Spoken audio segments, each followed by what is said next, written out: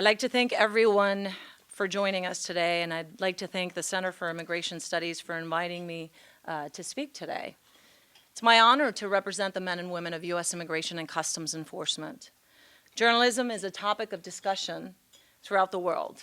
In fact, if you poll people in our community, I'm sure everyone will have an opinion of today's state of affairs in the journalistic world. Some may argue that it's slanted, not accurate, not fair, misleading, or misinformed, among other things. Because of this, today's award is significant. When you ask a child what they want to be when they grow up, they'll often tell you a doctor, a lawyer, a policeman, and yes, some will say reporter. I assure you that children who want to be reporters are at the core explorers, inquisitive, and smart. They have big dreams and aspirations of changing the world through their reporting. They go to college, they graduate, and they start off in the workforce wanting to make a difference. So what happens between wanting to make a difference in the world and hitting the job market and realizing that everything is not as idealistic as you had imagined? There are deadlines, pressures, breaking news, shrinking budgets, and frankly, not enough time to do the type of the reporting that they had studied and, yes, dreamed they'd do. Then to top it off, you're assigned a topic as complex, nuanced, and emotional as immigration. Immigration reporting has, in my opinion, never been more important than now. Why? Because journalists are reporting on laws and policies that impact millions of people. Because what they write matters.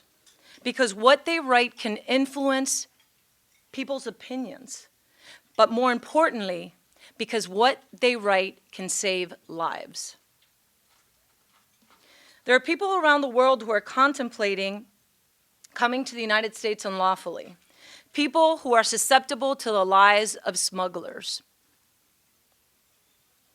I've met some of these people, and it is gut-wrenching to see the things that they are told by these smugglers. A lot of them are selling their lands. A lot of them are putting themselves in great debt and at great risk in the hands of these smugglers who really have no regard for them. They could be their countrymen.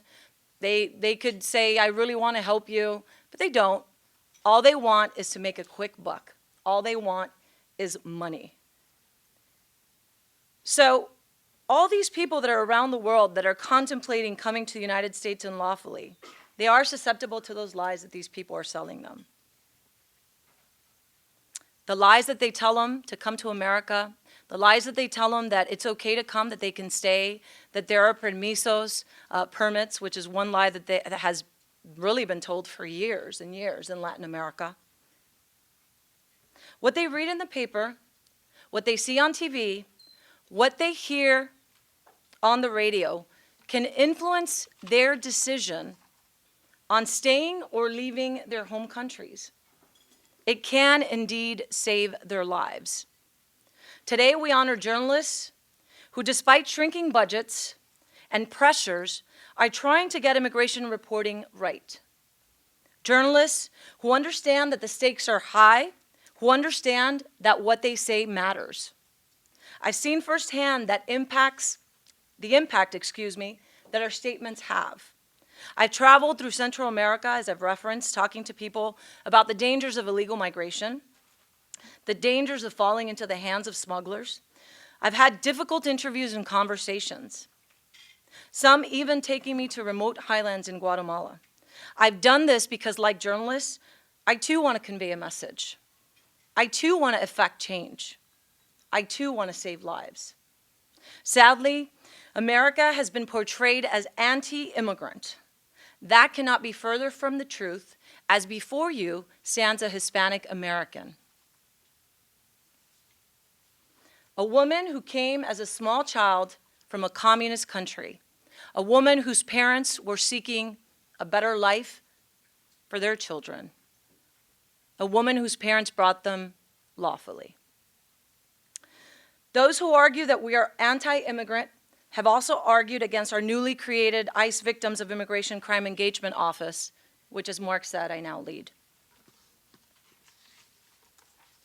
What they have failed to realize, however, is that this office is not about pointing out the crimes of those unlawfully present in the country, but rather it's about helping those who have been victimized, people who don't understand immigration issues, people who want to know if the person that killed their loved ones will be deported, people who want to know what a detainer is, people who need our help. For the first time ever, a victim can call our office to find out how the complex immigration system works. Before that, they didn't have that. A district attorney cannot explain to someone what immigration proceedings are, cannot explain what a notice to appear means, cannot explain what reentry is, cannot explain if the person is going to be deported before he or she serves a criminal sentence if they are convicted for the crime that they committed. But ICE can. Our officials can. So for the first time ever, these victims have a representative that they can speak to at ICE, a representative that will hear them and will give them a voice. The Voice Office cannot do away with the suffering some have tragically experienced. What it can, and has done in some cases, is give people hope. Hope in knowing that they are heard and knowing that they matter. As I close, I want to challenge all of us to be mindful of what we say, of what we write. Words have power. They can change the world. They can save a life. Thank you.